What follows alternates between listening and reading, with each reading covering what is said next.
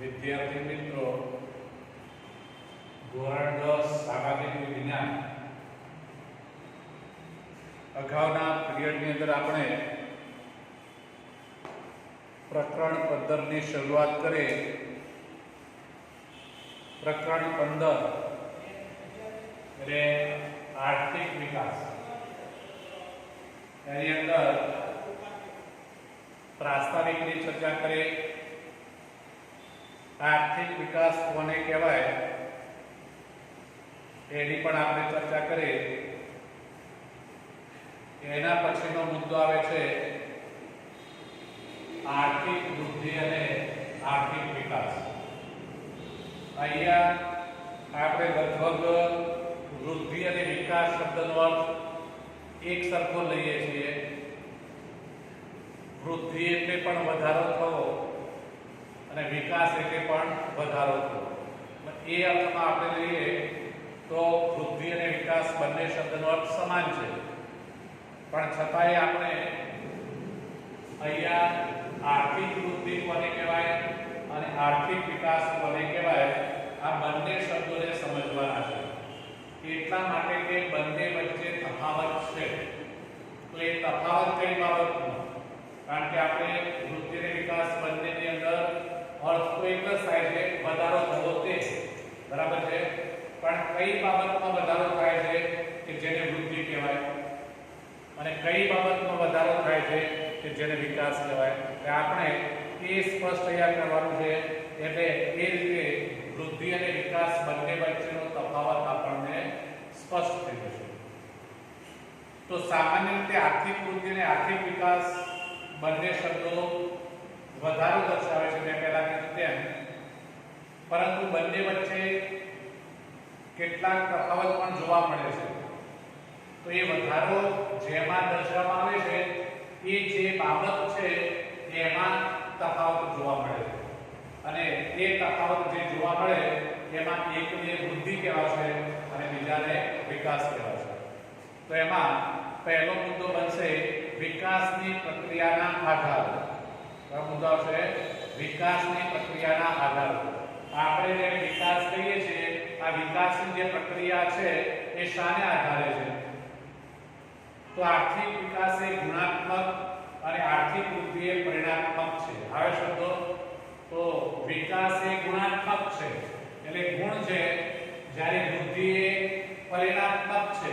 આ વિકાસનું જે પરિણામ આવે એ ગુણ કહેવાશે એટલે પરિણાત્મક કહેવાશે, અને એટલે જે પરિણામ આવ્યું એ વૃદ્ધિ છે.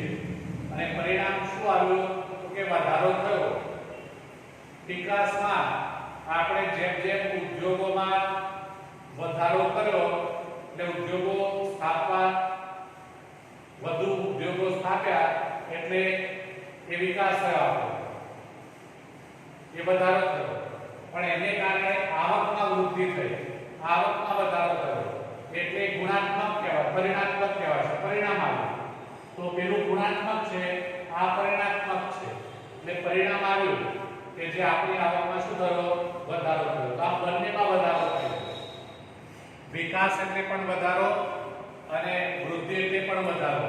પણ આ જે વધારો છે કેવો છે? તો કહે છે કે એ ગુણાત્મક વધારો છે, ગુણમાં વધારો થયો.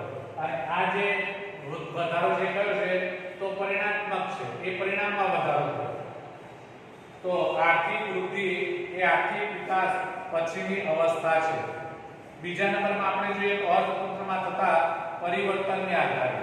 આપણું જે દેશનું અર્થતંત્ર છે, સમાજનું જે અર્થતંત્ર છે, એ જે અર્થતંત્રની અંદર જે પરિવર્તન આવે છે અને એમાં વધારો થાય છે એને આધારે બરાબર છે આપણે વૃદ્ધિ અને વિકાસ આ બંને સમજાવી શકીએ છીએ. તો અર્થતંત્રમાં થતા નવા સંશોધનના આધારે ઉત્પાદનમાં વધારો થવો એ આર્થિક વિકાસ છે. દાખલા તરીકે ખેતી ક્ષેત્રમાં ઘઉં, ડાંગર જેવા પાકમાં નવા બિયારણની શોધ થતા ઉત્પાદન અને અનેક ગણું વધારે થાય છે. તો અહીંયા આપણને શું થયો? વિકાસ થયો. કયો વિકાસ થયો? તો કહે છે કે આપણે ઘઉંની જુદી જુદી જાતો શોધી કાઢી. ડાંગરની જુદી જુદી જાતો શોધી કાઢી, મતલબ કે નવા નવા બિયારણો શોધી કાઢ્યા. તો આ જે નવા નવા બિયારણો શોધી કાઢ્યા એટલે ગુણાત્મક પરિણામ, ગુણાત્મક બાબત થઈ. અને ગુણાત્મક વધારો થયો એ વિકાસ થયો, એને પરિણામે ઘઉંનું ઉત્પાદન વધારે થયું. તો ઘઉંનું ઉત્પાદન વધારે થયું એ પરિણામ છે. અને પરિણાત્મક જે બાબત છે એ વૃદ્ધિ થઈ ગઈ. ડાંગરની નવી નવી જાતો શોધી કાઢી એ વિકાસ થયો, પણ એને કારણે વધુ ડાંગર ઉત્પન્ન થઈ, ડાંગરના ઉત્પાદનમાં વધારો થયો તો એ વૃદ્ધિ થઈ. તો આ રીતે આપણે અર્થતંત્રમાં થતું જે પરિવર્તન છે એને આધારે પણ વૃદ્ધિ અને વિકાસ સમજી શકીએ છીએ. તો આ બાબત આર્થિક વિકાસ દર્શાવે છે. બીજી તરફ ખેડાણલાયક જમીનમાં વધારો થવાથી ખેતીલાયક ઉત્પાદનમાં વધારો થાય તેને આર્થિક વૃદ્ધિ કહેવામાં આવે છે. તો આ રીતે કહે છે કે પેલા ખેડાણલાયક જમીનમાં વધારો થયો તો એને કારણે ઉત્પાદનમાં પણ શું થયો? વધારો થયો. તો એ વૃદ્ધિ થઈ. બિયારણ નવું બિયારણ શોધી કાઢવામાં આવ્યું એટલે એ ખેતી ક્ષેત્રે બરાબર છે એ વિકાસ થયો કહેવાય છે, આર્થિક વિકાસ. તો એ જ રીતે ત્રીજા નંબરે કહે છે કે વિકસિત અને વિકાસશીલ દેશોના સંદર્ભમાં. હવે આપણે વિશ્વના જે દેશો છે એને બે ભાગમાં વહેંચી દીધેલા છે. કેટલા ભાગમાં? બે. કેટલાક દેશો કે જેમને આપણે વિકસિત કહીશું અને કેટલાક દેશો કે જેમને આપણે વિકાસશીલ કહીશું. તો હવે વિકસિત અને વિકાસશીલના સંદર્ભમાં આપણે જોઈએ તો વૃદ્ધિ અને વિકાસ કોને કહેવાય? તો વિકસિત અને વિકાસશીલ દેશોના સંદર્ભમાં બંને વચ્ચે તફાવત જોવા મળે છે.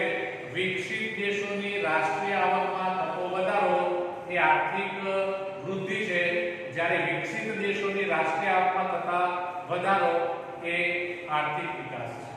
તો આમ પેલા વિકસિત રાષ્ટ્રો છે અને એમની આવકમાં વધારો થયો તો એ આર્થિક વૃદ્ધિ થઈ, પણ જે વિકાસશીલ દેશો છે એમની રાષ્ટ્રીય આવકમાં વધારો થયો તો એને આર્થિક વિકાસ કહેવામાં આવે છે. આમ આપણે રાષ્ટ્રોને વિકસિત રાષ્ટ્રો અને વિકાસશીલ રાષ્ટ્રો એવા બે ભાગમાં વહેંચીએ છીએ.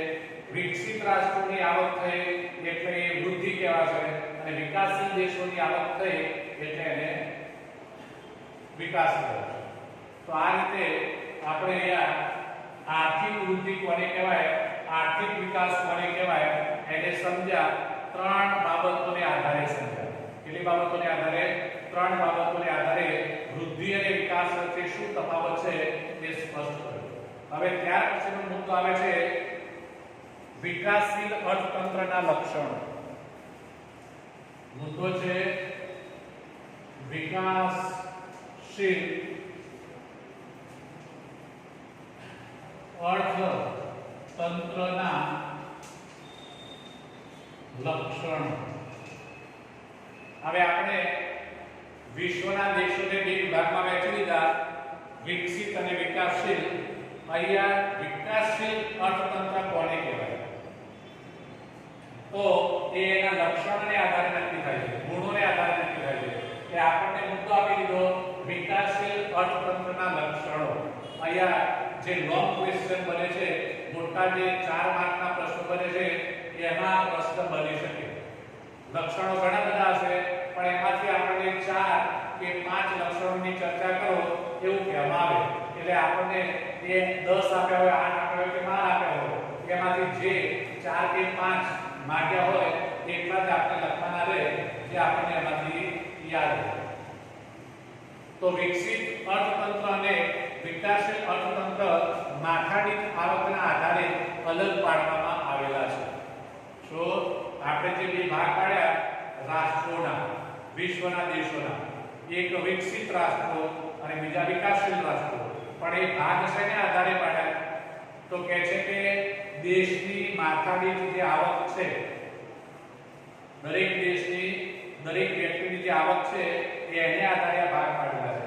તો વિશ્વ બેંકના 2004ના વિશ્વ વિકાસ અહેવાલ મુજબ $735 ની ઓછી માથાદીઠ આવક ધરાવતા દેશોને વિકાસશીલ અર્થતંત્ર તરીકે ઓળખવામાં આવે છે.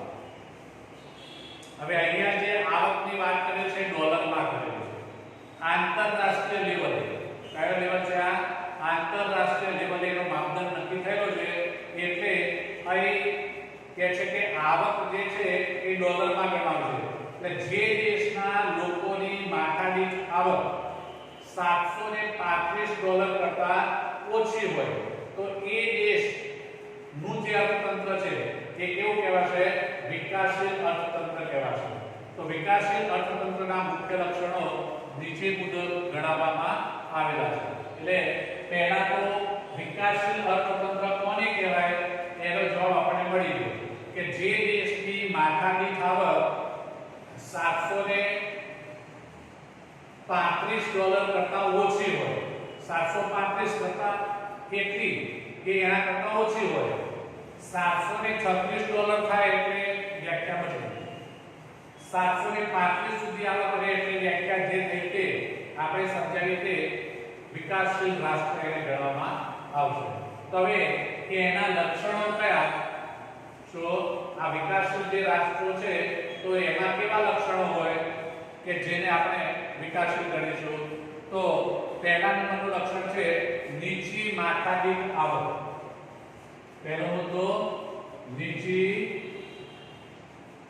માથાદીઠ આવક. તો એ તો પહેલા જ આપણે ચર્ચા કરી કે વિકસિત રાષ્ટ્ર કોને કહેવાય અને વિકાસશીલ કોને કહેવાય.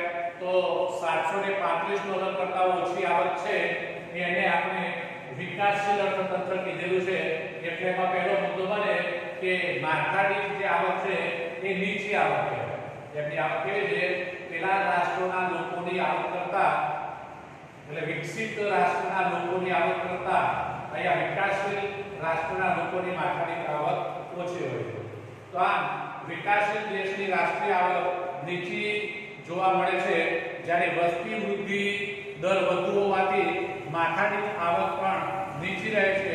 તો નીચી માથાદીઠ આવકને કારણે જીવન ધોરણ પણ નીચું. તો રાષ્ટ્રીય આવક નીચી એના કારણે માથાદીઠ આવક પણ નીચી અને એના કારણે જીવન ધોરણ પણ નીચું. તો અગાઉ આ પણ આપણે આર્થિક વિકાસમાં જોઈ ગયા કે આર્થિક વિકાસ કોને કહેવાય તો જેની વાર્ષિક આવક એટલે રાષ્ટ્રીય આવકમાં વધારો થવો માથાદીઠ આવકમાં વધારો થવો અને એની સાથે જીવન ધોરણમાં વધારો થવો એટલે એને આર્થિક વિકાસ કહેવાય. આવું આપણે ગઈકાલે ભણ્યા હતા. પણ અહીંયા એ ત્રણ બાબતો નીચી છે. એ ત્રણ બાબતો નીચી એટલે આવક રાષ્ટ્રીય આવક પણ એની નીચે માથાદીઠ આવક પણ નીચે અને એને કારણે એનું જીવન ધોરણ પણ નીચું છે. એટલે પહેલું લક્ષણ થયું નીચી માથાદીઠ આવક. વ્યક્તિઓની આવક નીચી છે. પછી બીજા નંબરનું મહત્વનું લક્ષણ છે વસ્તી વૃદ્ધિ.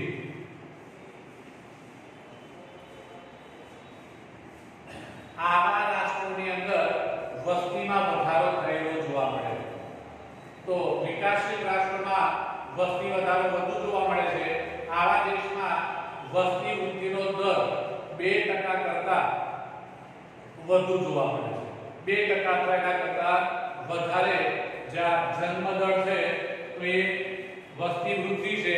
અને વસ્તી વૃદ્ધિ ક્યાં છે તો જે વિકાસશીલ દેશો છે એની વસ્તીમાં વધારો થાય છે. ત્યાર પછી કૃષિ ક્ષેત્ર ઉપર અવલંબન. પછીનો મુદ્દો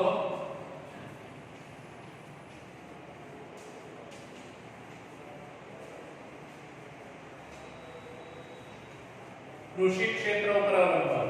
આવા દેશો વિકાસશીલ દેશો એ કૃષિ ઉપર આધાર રાખતા હોય છે ખેતી ઉપર આધાર રાખે છે. તો વિકાસશીલ રાષ્ટ્રોમાં ખેતી મુખ્ય આર્થિક પ્રવૃત્તિ હોય છે અને દેશના 60% કહે છે કે લોકોની રોજગારી આ ખેતી સાથે જોડાયેલી છે. 60% લોકો ખેતરમાંથી ખેતી કામ કરીને રોજગારી મેળવતા હોય છે. તો દેશની રાષ્ટ્રીય આવકમાં પણ ખેતીને ફાળો 25% ની આસપાસ છે. તો રોજગારીમાં પણ ખેતીનો ફાળો વધારે છે. 60% લોકોની રોજગારી ખેતીમાંથી મળે છે અને રાષ્ટ્રીય જે આવક થાય છે એમાં પણ ખેતીની આવક જ છે, એટલે 25% જે આવક છે એ રાષ્ટ્રની ખેતીની આવક હોય છે. એટલે એ રીતે આપણે જોવા જઈએ તો દેશ કૃષિ ઉપર અવલંબે છે, ખેતી ઉપર અવલંબતો હોય છે. ત્યાર પછી ચોથા નંબરે આવકની વહેંચણીની અસમાનતા. ચોથો મુદ્દો આવકની વહેંચણીની અસમાનતા, મતલબ કે દેશની જે આવક થાય છે એ આવક દેશના લોકોને ગણો કે દેશના વિકાસ માટે એ રાજ્યોને એની આવકની વહેંચણી કરવામાં આવે છે, પણ એ વહેંચણીની બાબતમાં શું જોવા મળે છે? અસમાનતા, બધાને એક સરખો હિસ્સો મળતો નથી, એટલે કે કહેવાય આવકની વહેંચણીની અસમાનતા. તો વિકાસશીલ રાષ્ટ્રોમાં આવક તથા ઉત્પાદનના સાધનોની વહેંચણીમાં અસમાનતા જોવા મળે છે. આ અસમાનતા ગ્રામીણ અને શહેરી બંને વિસ્તારોમાં જોવા મળે છે. તો જે આવક થાય છે તેમાંથી ગામડાઓના વિકાસ માટે હિસ્સો ઓછો હોય છે, શહેરોના વિકાસ માટે હિસ્સો વધારે હોય છે. તો હકીકતમાં ગામડાઓનો વિકાસ પણ એટલો જ થવો જોઈએ જેટલો શહેરોનો વિકાસ થવાનો છે. એટલે ગામ અને શહેર બંનેને જે આવક મળે એ એક જ સરખી મળવી જોઈએ, જે સાધનો મળે એક જ સરખા મળવા જોઈએ, પણ એવું થશે નહીં. ગામડાઓને ગામડાઓને ઓછું મળશે,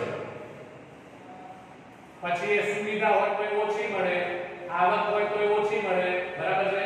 અને શહેરોને પાછળ વધારે આવક ખર્ચે છે. તો દેશના ટોચના 20% ધનિક લોકો છે રાષ્ટ્રીય આવકનો 40% હિસ્સો ધરાવતા હોય છે, અને તળિયાના 20% ગરીબ લોકો રાષ્ટ્રીય આવકનો 10% હિસ્સો ધરાવતા હોય છે. આમ વિકાસશીલ રાષ્ટ્રોમાં આવક અને સંપત્તિનું કેન્દ્રીયકરણ ધનિક લોકોમાં થયેલું હોય છે. તો આ આવકની બાબતમાં કહે છે કે આ કેન્દ્રીયકરણ થયેલું છે, કારણ કે દેશની મોટાભાગની જે સંપત્તિ છે એ પેલા 20% લોકો પાસે છે. કેટલા ટકા લોકો પાસે? 20% લોકો, એટલે ધનિકો આપણે જે કહીએ છીએ એમની પાસે સંપત્તિ છે, અને બાકીના 80% લોકો પાસે જે સંપત્તિ છે એ પ્રમાણમાં કેવી છે? ઓછી. એટલે આને કહેવાય આવકની અસમાનતા, આવકની વહેંચણીની અસમાનતા. પછી પાંચમા નંબરનું લક્ષણ છે બેરોજગારી. ત્યાં રોજગારીનું પ્રમાણ કેવું છે? ઓછું છે. તો બેરોજગારી એ વિકાસશીલ દેશોનું મહત્વનું લક્ષણ ગણી શકાય. આ દેશોમાં બેરોજગારીનું પ્રમાણ કહે છે કે કુલ શ્રમિકોના 3% કરતા વધુ હોય છે.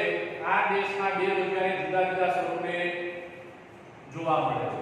તો અહીંયા બેરોજગારીનું પ્રમાણ 3% છે, એટલે વધુ લોકો બેરોજગાર હોય છે. અને આ બેરોજગારી જે છે એ જુદા જુદા પ્રકારની બેરોજગારી હોય છે. તો એમાં એક બતાવે છે મોસમી બેરોજગારી. કઈ છે?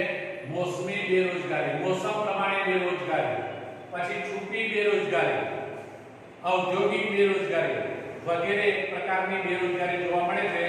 જે બેરોજગારી લાંબા ગાળાની હોય છે. તો આ જુદા જુદા પ્રકારની બેરોજગારી છે, અને એ બેરોજગારી પાછી લાંબી હોય છે, એટલે લાંબા ગાળાની બેરોજગારી ગણાય છે.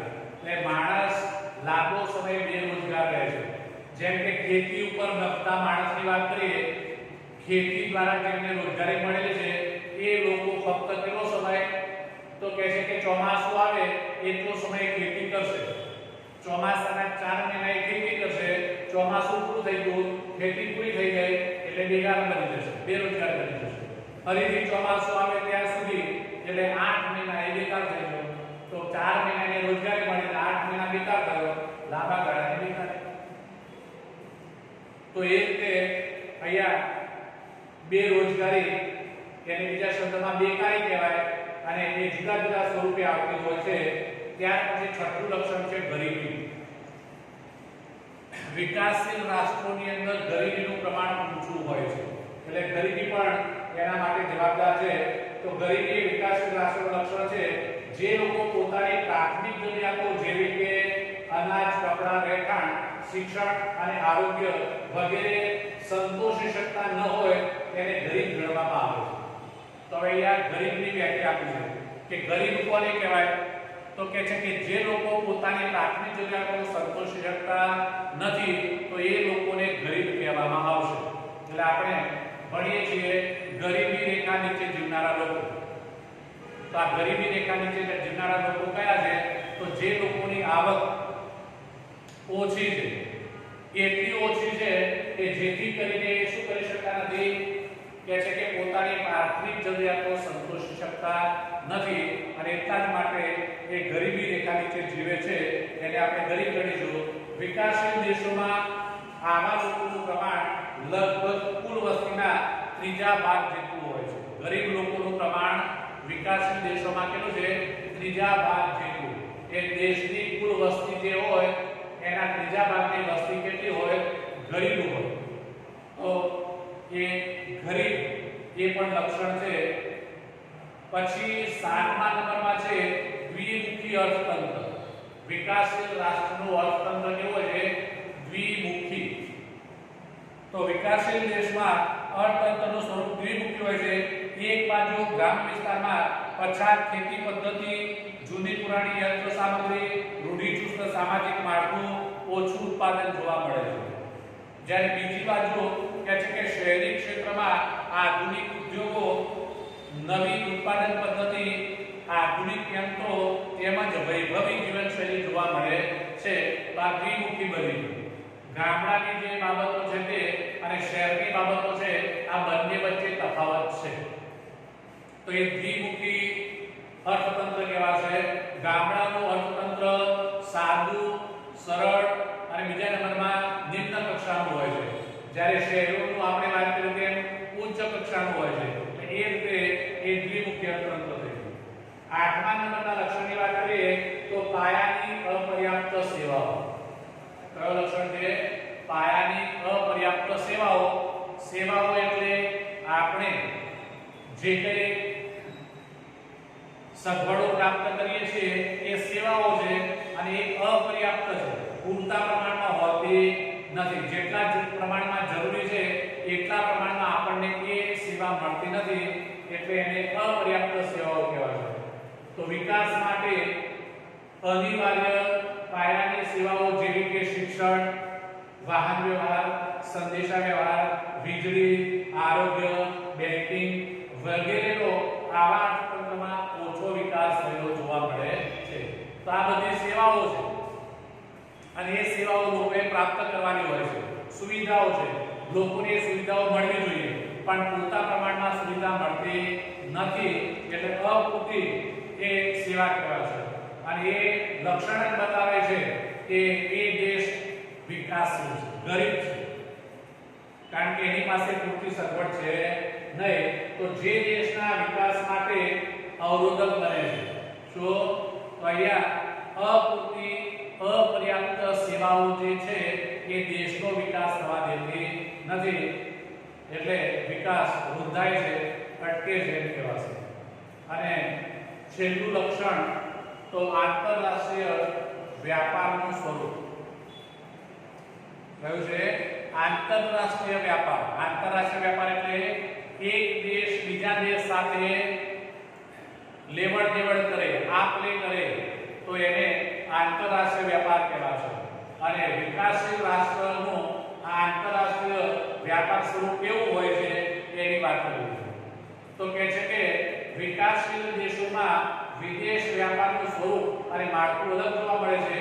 આ દેશો મુખ્યત્વે કૃષિ પેદાશો અને બગીચા પેદાશો તેમજ કાચી ધાતુઓની નિકાસ કરતા હોય છે.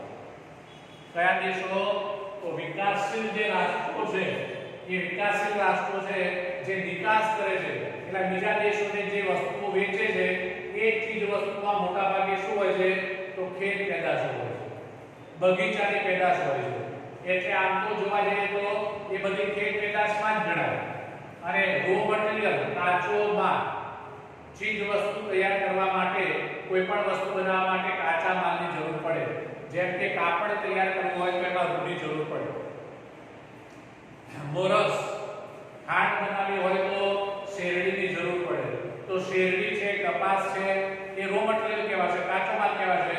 એ પણ ખેતીમાંથી ઉત્પન્ન થતો હોય છે, ખેત પેદાશ છે. અને એ બીજા દેશને આપણે વેચીએ તો એમાં ઓછી હોય છે. તો આ પ્રકારની નિકાસોની માંગ ઓછી હોય છે અને ભાવો પણ નીચા હોય છે, જેથી નિકાસોની કમાણી ઓછી હોય છે. જ્યારે આયાતો ઔદ્યોગિક પેદાશો અને યંત્ર સામગ્રીની હોય છે, આ વસ્તુઓના ભાવો વધુ હોવાથી આયાતો પાછળનો ખર્ચ વધી જાય છે. તો આપણે ખેત પેદાશો બીજા દેશને વેચીએ છીએ અને એ દેશો પાસેથી આપણે ઔદ્યોગિક પેદાશો અને યંત્રો ખરીદીએ છીએ. અને આ ઔદ્યોગિક જે પેદાશો છે, યંત્રોને જે કંઈ પણ સામગ્રી છે, એના ભાવો એની કિંમત કેવી હોય છે? ઊંચી હોય છે. અને એને કારણે આપણી જે નિકાસ કરવાથી જે કંઈ આવક થાય છે, એ આપણે જે આયાત કરીએ છીએ એમાં આપણી એ આવક શું થતી હોય છે? ખર્ચાઈ જતી હોય છે. અને આમ વિકાસશીલ રાષ્ટ્રો માટે વિદેશ વ્યાપારની શરતો પ્રતિકૂળ રહેવાથી દેશ ઉપર વિદેશી દેવું વધતું જાય છે. તો હવે આ વિદેશી જે વ્યાપાર છે, આંતરરાષ્ટ્રીય વ્યાપાર છે, એનું જે માળખું છે એ આ વિકાસશીલ રાષ્ટ્રો માટે કેવું છે? પ્રતિકૂળ છે. પ્રતિકૂળ એટલે અનુકૂળ ન હોય તેવું, અને અનુકૂળ ન હોય એટલે એના કારણે પેલું દેવું શું થાય? વધતું જાય. આયાતો વધતી જાય, નિકાસો ઘટી જાય, અથવા નિકાસથી થતી આવક ઓછી હોય અને આયાત કરેલી વસ્તુઓની જાવક વધારે થાય, એટલે આપણે વધારે નાણું ખર્ચવું પડે, એટલે આર્થિક સ્થિતિ કથળે. આર્થિક સ્થિતિ કથળે એટલે દેવું દેવું પડે. એ રીતે આ વિકાસશીલ રાષ્ટ્રોને ઉપર શું હોય છે? વિદેશી દેવું એટલે બીજા દેશોનું દેવું હોય છે. તો આમ આપણે અહીંયા વિકાસશીલ અર્થતંત્રના લક્ષણો કે જેની અંદર લગભગ 9 જેટલા લક્ષણોની ચર્ચા કરી. તો અહીંયા આપણે એ પણ કીધું કે અહીંયા પ્રશ્ન બની શકે, આ 9 એ 9 ન પૂછાય, પણ એમાંથી કોઈ પણ 4, કોઈ પણ 5 ની ચર્ચા કરો. એટલે આપણે અહીંયા જે મુદ્દા લખેલા છે એ મુદ્દાઓ યાદ રાખી અને એમાંથી જેટલા આપણને સારા આવડતા હોય એવા મુદ્દાઓ લખીને આપણે જવાબ આપી શકીએ. તો આ વિકાસશીલ દેશોમાં મુખ્યત્વે ઉપર મુજબના લક્ષણો જોવા મળે છે. ભારત વિકાસશીલ રાષ્ટ્ર હોવાથી ઉપરના લક્ષણો વખતે ઓછે અંશે ભારતને પણ લાગુ પડે છે. તો હવે આપણે આપણા દેશની વાત કરીએ તો ભારતે શામાં આવે? વિકસિત રાષ્ટ્રમાં આવે કે વિકાસશીલ? તો અહીંયા કે જે લક્ષણોની વાત કરી, 9 લક્ષણોની, તો એ લક્ષણો એક યા બીજી રીતે ભારત દેશને પણ લાગુ પડે છે. જો ભારત દેશના લક્ષણો લાગુ પડતા હોય તો પછી ભારત દેશ પણ શામાં આવે? વિકાસશીલ રાષ્ટ્રોની યાદીમાં. વિકસિત રાષ્ટ્રોમાં નહીં, પણ એ વિકાસશીલ રાષ્ટ્રોમાં એ ગણાશે.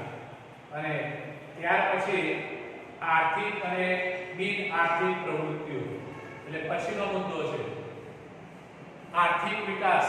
આર્થિક વૃદ્ધિ શબ્દ આપણે લીધો. હવે એ રીતે આર્થિક અને બિન આર્થિક પ્રવૃત્તિઓ, આપણે જે કંઈ કાર્યો કરીએ છીએ, જે કંઈ પ્રવૃત્તિઓ કરીએ છીએ, જે કંઈ કામ કરીએ છીએ, એ આર્થિક છે કે બિન આર્થિક? બે ભાગમાં વહેંચી છે. કેટલીક પ્રવૃત્તિઓ આપણે આર્થિક ગણાય છે અને કેટલીક પ્રવૃત્તિઓ આપણે બિન આર્થિક ગણાય છે. તો ભારતીય અર્થતંત્રનો પરિચય મેળવતા પહેલા આપણે આર્થિક અને બિન આર્થિક પ્રવૃત્તિઓનો અભ્યાસ કરીશું. તો પહેલા નંબરે આવશે આર્થિક પ્રવૃત્તિઓ. આર્થિક પ્રવૃત્તિઓ કોને કહેવાય? આર્થિક પ્રવૃત્તિ એટલે શું? એક માર્કનો પ્રશ્ન, એક ગુણ, એક લીટીમાં એનો જવાબ. કે આવક મેળવવાના કે ખર્ચ કરવાના હેતુથી કરવામાં આવતી પ્રવૃત્તિ. આપણે જે પ્રવૃત્તિ કરીશું એનાથી આપણને આવક થશે અથવા એનાથી આપણે ખર્ચ કરી શકીશું. એટલે આવક થાય તો ખર્ચ કરી શકાય. એટલે પ્રવૃત્તિ એવી છે કે જેમાંથી આપણે આવક પણ કરી શકીએ છીએ અને ખર્ચ પણ કરી શકીએ છીએ. અને આ આવક અને ખર્ચ કરવાના ઉદ્દેશથી, હેતુથી કરવામાં આવતી પ્રવૃત્તિ એટલે આર્થિક પ્રવૃત્તિ કહેવાય. દાખલા તરીકે ખેડૂત ખેતી કરશે શાના માટે? તો એમાંથી એને આવક થાય અને એમાંથી ખર્ચ કરી શકે. પેલા કારીગરોની આપણે વાત કરીએ તો કારીગરો પણ શું કરે છે? કામ કરે છે, એમને વેતન મળશે, એ ખર્ચ કરી શકશે. વેપારી, શિક્ષક, આ વગેરેની પ્રવૃત્તિઓ છે બધી કેવી કહેવાય છે? આર્થિક. જ્યારે બીજા નંબરની બિન આર્થિક પ્રવૃત્તિ, બિન આર્થિક પ્રવૃત્તિ એટલે તો જેમાં આવક મેળવવાનો કે ખર્ચ કરવાનો કોઈ હેતુ હોતો નથી, માત્ર ને માત્ર સેવા કરવાનો હેતુ હોય. તો સેવા કરવાના હેતુથી જે પ્રવૃત્તિ થાય જેમાં આવકને ધ્યાનમાં લેવામાં આવશે નહીં, ખર્ચ કરવાની બાબત ધ્યાનમાં લેવામાં આવશે નહીં, એટલે એ બિન આર્થિક પ્રવૃત્તિ કહેવાશે.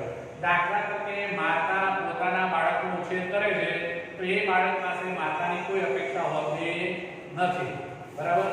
અને કોઈ વ્યક્તિ સામાજિક સેવા કાર્ય કરતો હોય તો એ વ્યક્તિને સમાજ પાસે કોઈ અપેક્ષા હોતી નથી, એટલે એની એ પ્રવૃત્તિ કેવી કહેવાય?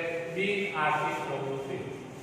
તો આર્થિક પ્રવૃત્તિ કોને કહેવાય અને બિન આર્થિક પ્રવૃત્તિ કોને કહેવાય? આ બંનેના જવાબ આપણે અહીંયા જોઈ ગયા. કોઈ પણ એક પ્રશ્ન આવે એક માર્કમાં પૂછાય.